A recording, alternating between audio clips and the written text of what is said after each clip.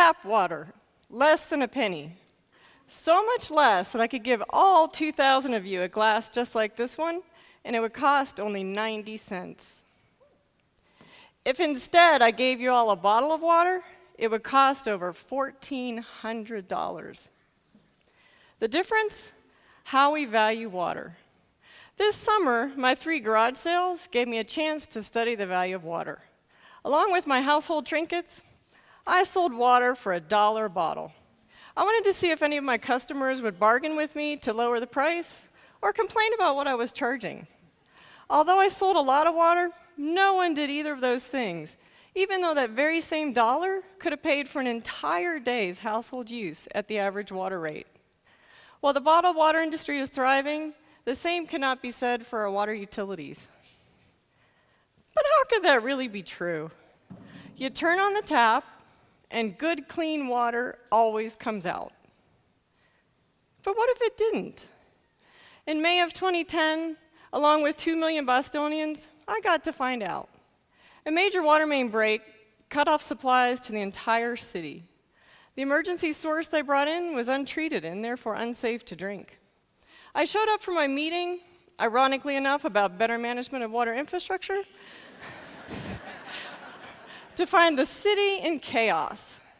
Picture, major metropolitan area, a morning commute, no Starbucks. Even though Boston's known for its dry sense of humor, everyone was pretty grumpy. It took them 4 days to repair the main and restore normal service. What if this or other problems became the norm? Water is the foundation upon which everything else is built. Our health, our quality of life, our jobs, our recreation, even our entertainment. If the water infrastructure crumbles, we'll lose everything else with it. Without adequate funding, our water utilities can't ensure a sustainable supply, proper treatment, or reliable distribution. We often tell visitors to the Southwest, it's a dry heat. While our climate's great for drying towels or keeping potato chips crisp, it isn't the best for water resources. We're using up our groundwater and surface water supplies a whole lot faster than they're being replenished. Consider just one example, New Mexico's largest body of water, the 40-mile-long Elephant Butte Lake, which a colleague once said is where we take our water out to dry.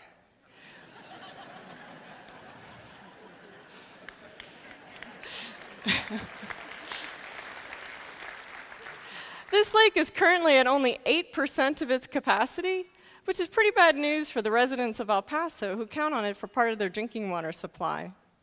As we use up our current sources, we may have to drill deeper wells or bring water from further away, or be a little more creative, such as wastewater reuse or deep water desalination, to meet current demand, all of which is going to be more expensive than our current practices. To keep us safe and healthy, water is treated to remove disease-causing organisms or other contaminants that may be in the water.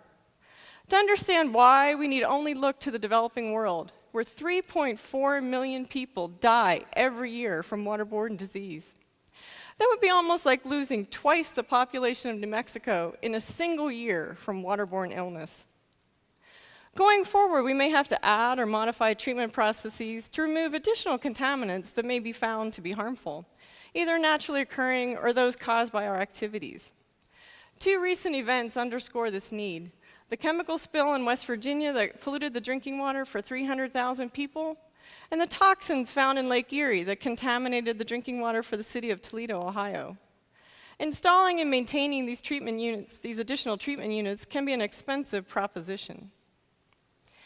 To ensure that a steady source of drinking water reaches our taps requires an extensive and complex network of water infrastructure, including pumps, tanks, wells, hydrants, valves, and many others.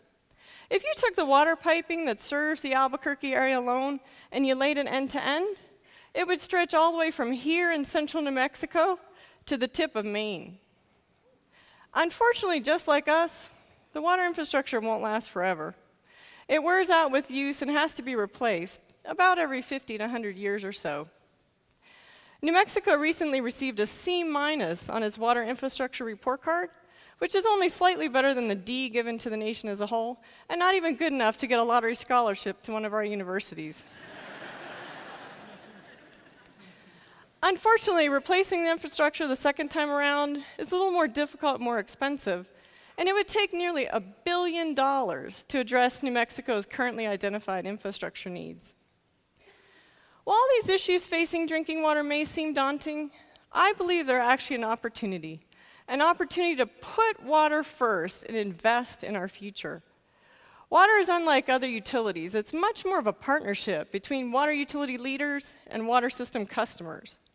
Our water leaders are often very reluctant to charge a sustainable rate if they fear the customers don't want to pay. But we can change this dynamic. We can let our utility leaders know that we are ready to make the necessary investment in water and secure our future. Our water utilities have done an amazing job thus far with the amount of funding they've had, but imagine what they could do if instead of buying a few of these, we invested in this. So I invite you, the next time you pay your water bill, raise a glass and toast to a brighter water future, because after all, water is life.